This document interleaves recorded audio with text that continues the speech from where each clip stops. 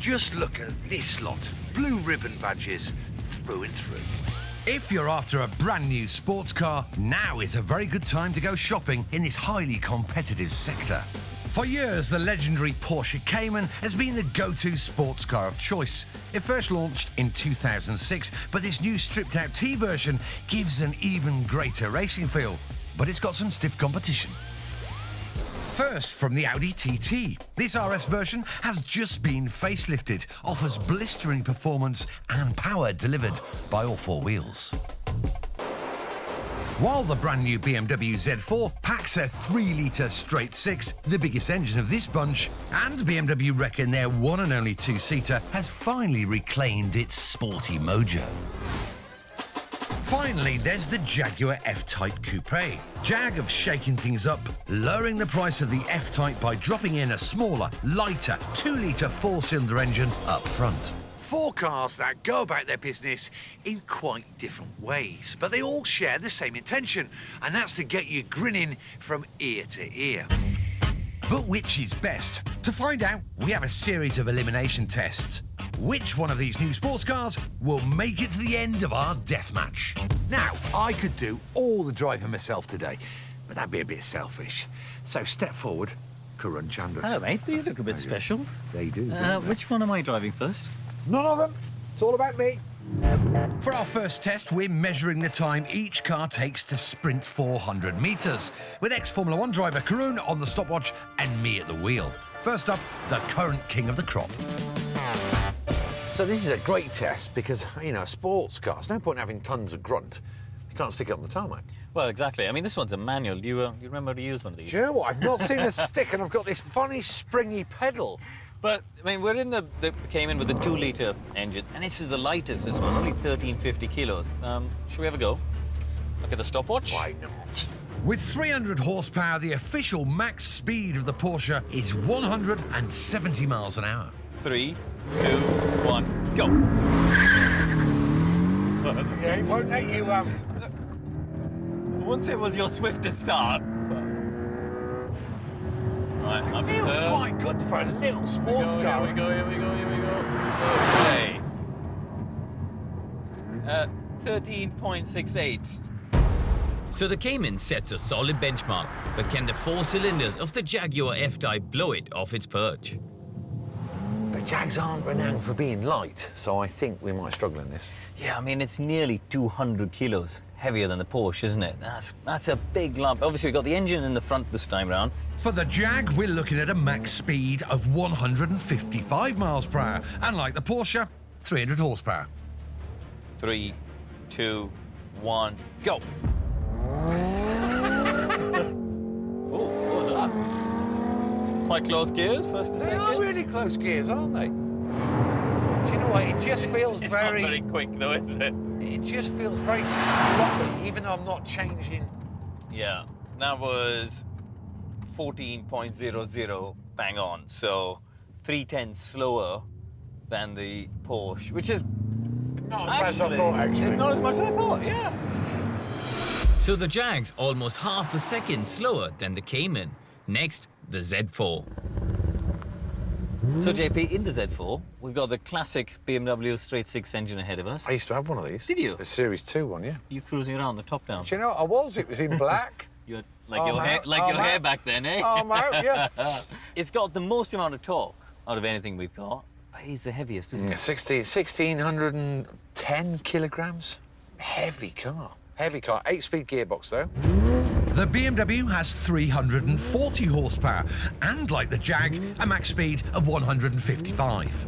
Are you in all the right modes and switches? Everything on. Ready? Yeah. 3, 2, 1, go. That's much better. That's a better start, isn't it? So smooth, isn't it? Yeah. It's got some get up and go, isn't it? Wow, this is really quite quick. Whoa! That is a 12.3. That is seriously quick.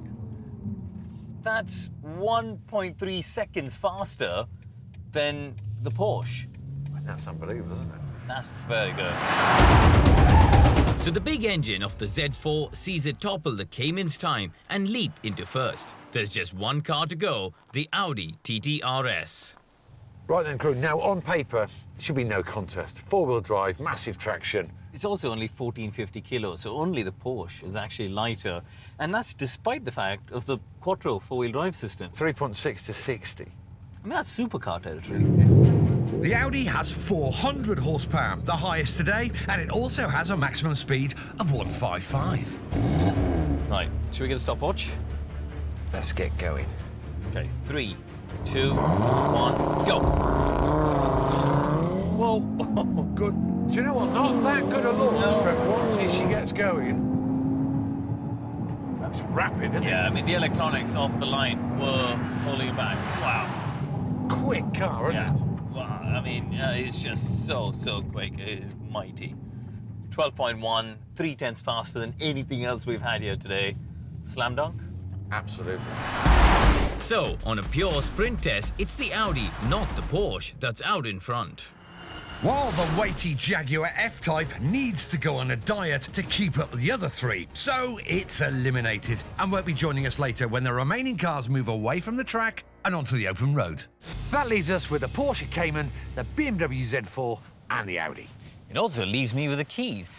Passenger door the other side, Mr. But Plato. I'm not that good a passenger. I don't care. Get on the other side. As these cars are designed to be daily drives, we're now taking them to the road, looking at ride quality and comfort. One of the remaining three is going to get the boot. Up first, the legendary Porsche Cayman. Normally, Cayman is got to be the one you'd pick as the win on the road. But this T version is a bit different, isn't it? It's sort of more track specific. Suspension's lower by 20 millimetres, therefore it's going to be a bit stiffer. And it's got 20-inch wheels as well, so low-profile tyres. Yeah. I mean, what do you think about ride quality? It's not actually as stiff or as bad as I thought it was going to be, considering these changes that we talked Yeah, about. well, you've got an adjustable damp here, so we can stiffen it up. Stiffens up the rebound, it'll get a bit Yeah. more jiggly. Which is great for the You track. can feel it straight away now, can't you? Yeah, yeah. We get Put that back so it's comfy. Quite noisy, isn't It's quite noisy. it? Turn the stereo up. On the whole, it's still a very good car. So, the Porsche is noisy but nice. How will the BMW Z4 feel out on the open road? So then, Jason, the Z4, they've gone sporty, but still more GT than the others, haven't they? Yeah. This should prove the best in this environment. It should be a bit more supple. And it a bit is. more refined. Yeah. It is, isn't it? It sort of follows the contours of the road better, Yeah. isn't it? But on the comfort setting, obviously, for the road. I tell you what, it's definitely less noisy than the Porsche in the cabin. yeah. Like, we can happily cruise along, chat away, Do you know struggling what? on the I think windy the road. ride is quite a chunk better than the Porsche, don't you? Yeah, it is. I really do like the ride quality on it. The BMW comes across as strong and stable. Finally, the Audi, the fastest car in our sprint test. So, 56,000 quid, this is the most expensive of the bunch. By a Yeah. chunk, actually. Yes, but you do get a bit more for your money. You get rear seats, which you don't get in any of the other cars. We've got to point that out. Yeah. It's stiffer than the BMW. I don't think the ride quality is as comfortable as the Beamer. It's kind of standard Audi, isn't it? There's nothing that goes, wow, that is particularly bad, or wow, that's No, it particularly should be- brilliant. It'll be just good. It's just solid. Yeah. Now we've driven all three cars on the road, we've a decision to make, and I've got a feeling it's gonna be a rather surprising one. So, JP, we've come back from the lanes, having driven all three cars, come to a bit of a momentous decision. Do you know what? I can't believe it because, you know, the legendary Porsche Cayman unfortunately gets the boot. The other two cars were just better on the roads, weren't they? Unbelievable, eh? Unbelievable. It's a shock departure, but the noise and ride comfort of the Cayman means that while it undoubtedly performs on the track, this T version is not the best here when it comes to daily driver duties.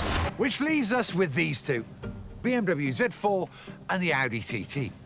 So now we need to give them a right good, proper see-into around the track against the clock. Because that is the best way to assess their overall sporting performance. But because I'm the oldest, I get first dibs.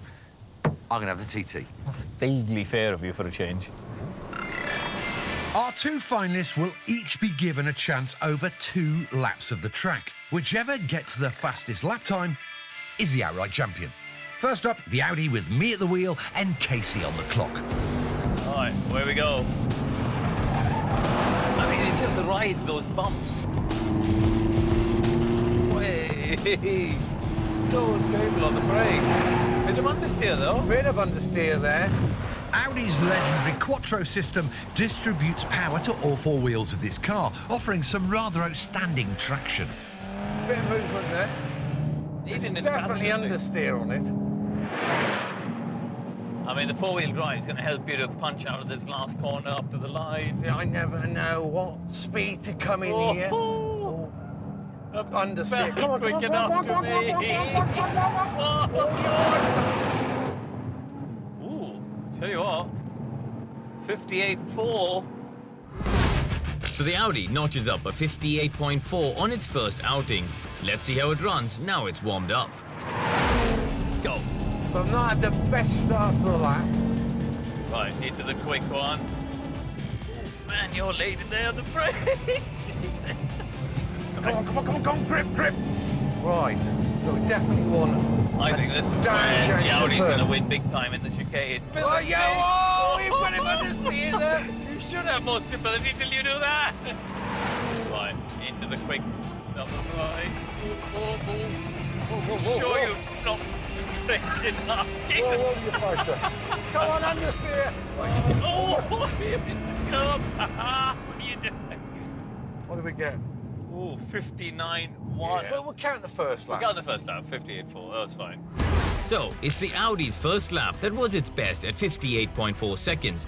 Will the BMW Z4 come out any quicker? Time for me to give it a go. Into the chicane. Oh, you fighter. She's a bit snappy there, isn't she? So obviously you've got all toys off. Yeah, all toys off. It's pretty quick. It's rapid, It's isn't quick, it? yeah. The M40i is currently the fastest Z4 model, though slightly weighty at 1,610 kilos. Although that weight does make it a right laugh in the corners. Adding the brakes in. The BMW doesn't have as good a power-to-weight ratio as the Audi, but it does have dynamic stability control to help handle the corners. Do you know what there's not in this car, which I could do with? What? It's just like a grab handle. I know, up I can high. see your hand Do you know what I going mean? for I've it. got nothing to grab onto. All right, Jay, so you think you don't trust me? That was 59.23. That's a pretty quick lap. So, almost a second slower than the Audi's best lap. How will it perform second time round? Right, here we go. This is a quick one here. Oh. Such a good corner, this, though, isn't it? I love the fact that despite the shorter wheelbase, it feels like any other BMW. You could drive it on the throttle on the rear end. It's just so drivable and balanced. It doesn't feel like a sports car because it's quite soft and supple. It gives you a bit of forgiveness, doesn't it? Oh, you fighter. Oh, dearie me. What was that?